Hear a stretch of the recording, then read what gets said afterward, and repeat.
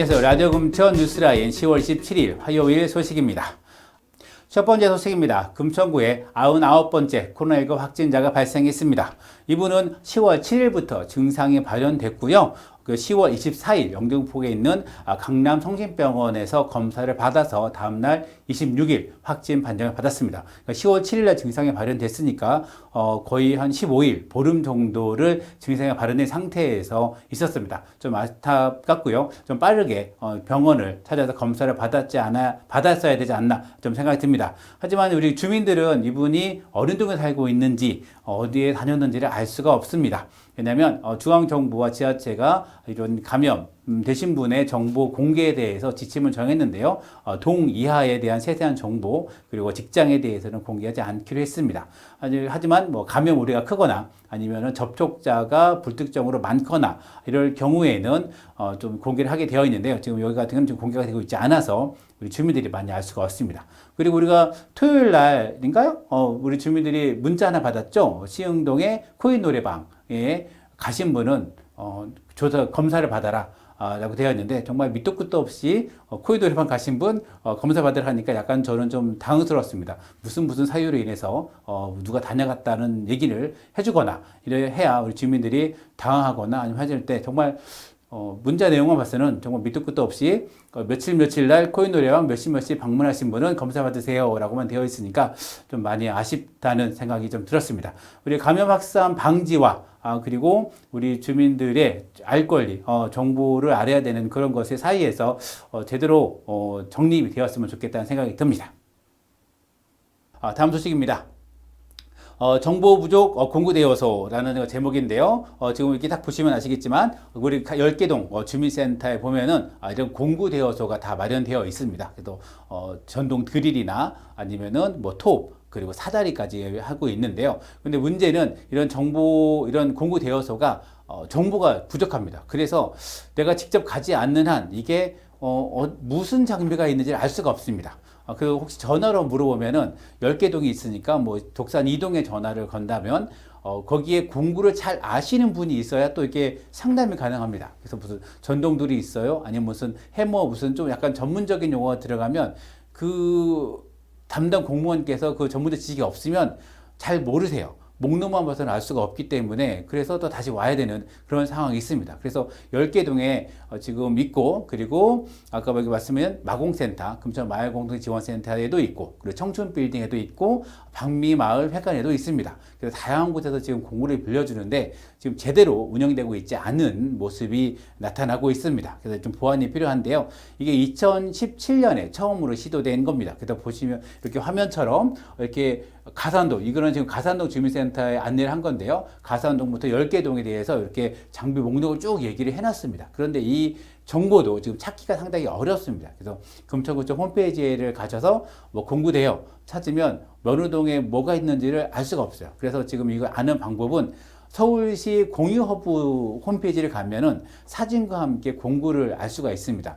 그런데 우리가 서울시 공유허브에 있다는 걸 모르잖아요. 저는 취재하면서 이걸 찾아봤지만 그렇기 때문에 금천구청 홈페이지라도 이런 안내가 됐으면 좋겠다는 거고요. 금천구에서 지금 가장 제대로 하고 있는 것은 금천구 마을공동지원센터입니다. 보시면 사진, 여기 보시면 사진도 있고요. 그리고 사진의 목록에 따라서 이 공구의 사진과 공구가 어떻게 이용되는지를 보여주는 게 있습니다. 그래서 이렇게라도 좀 해야 된다라는 것과 더불어서 지금 이 공구는 전문성이 좀 필요합니다. 그래서 앞서 얘기했듯이 이런 전문성 있는 곳에서 이것을 통합 관리를 해야 되지 않겠는가라는 부분입니다. 10개 동 약 14군데에서 지금 공구를 대여하고 있는데 이거를 좀 시너지 효과를 위해서는 좀 제도의 그런 개선이 좀 필요해 보입니다.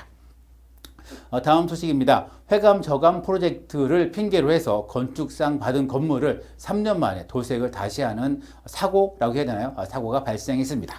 바로 이 건물인데요. 이게 그 금날의 중앙공원에 있습니다.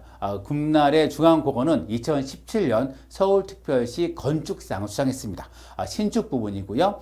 우수상을 좀 차지했는데요. 이런 우리 동네 커뮤니센터 현재는 모두의 공간 커뮤니센터인데요. 이 공간을 포함해서 공원의 여러 가지 조각상 그리고 공원의 이런 동선까지 모두 포함해서 금날의 중앙공원이 건축상을 받았는데요. 참 예쁩니다. 예뻤었습니다. 이제 바뀌었죠. 이것이 이렇게 바뀌었습니다.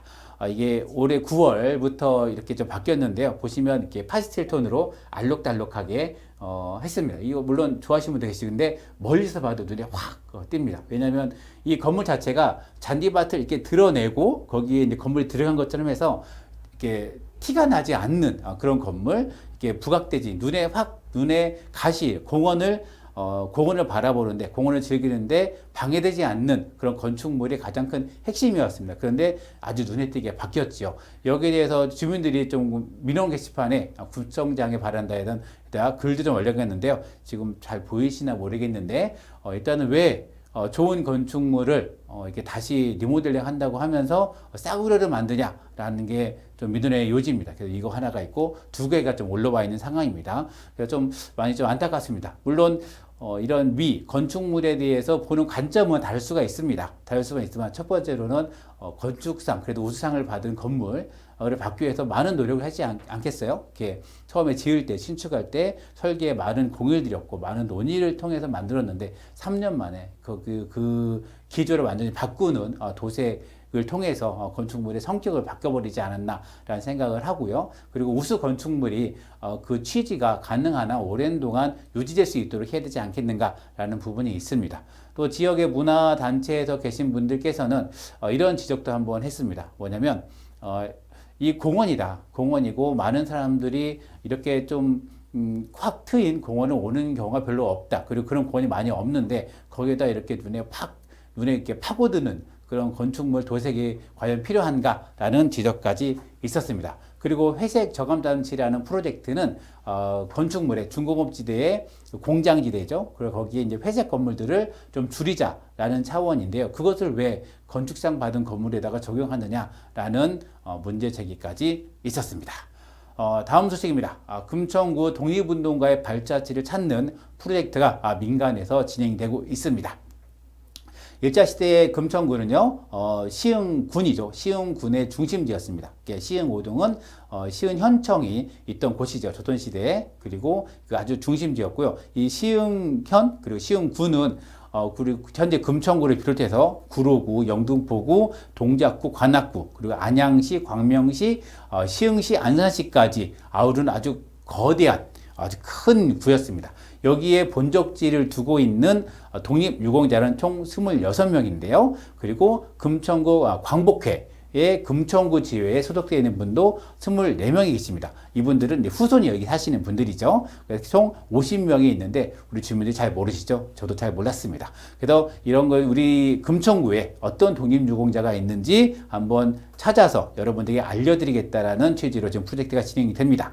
어디가 함께 하냐면요. 이분들이 함께 합니다. 그래서 금천문화역사 포럼에도 함께 하고요. 광복회 금천지회 그리고 교육나눔 협동조합 함께 진행하는 협력 프로젝트고요. 아마 이번 주부터 해서 매일 한 두세 명씩 그리고 이렇게 두세 명씩 금천구의 독립유공자에 대한 정보가 올라가고요. 그리고 뭐 대표적인 사건들, 어떤 사건을 위해서 구속되거나 이런 것들도 뭐 스토리텔링해서 우리 100년 전 일이지만 우리 후손들이 독립운동가들의 그런 정신, 독립운동의 활동들을 좀 기억하고 이어나가는 바람으로 진행된다고 합니다. 여러분들도 올라오는 정보들 꼭 꼼꼼히 챙겨보시면 좋겠습니다. 다음 소식입니다. 장소 이동형 공연이라고 혹시 들어보셨습니까? 우리가 공연이라고 한다면 딱 어디 의자에 앉아가지고 이렇게 막 팔짱 끼고 의자에 앉아서 이렇게 보는 것으로만 생각하시는데 이제 이런 관객이 이동하면서 그리고 장소 이동하면서 공연을 보는 그런 시도가 금천구에 있었습니다. 바로 독산 여러분이라는 건데요. 문화재단이 지난 10월 10일부터 11일까지 독산 남무시장 일대를 돌아다니면서 공연을 했습니다. 그래서 독산동에 가지고 있는 이야기를 토대로 해서 했는데요.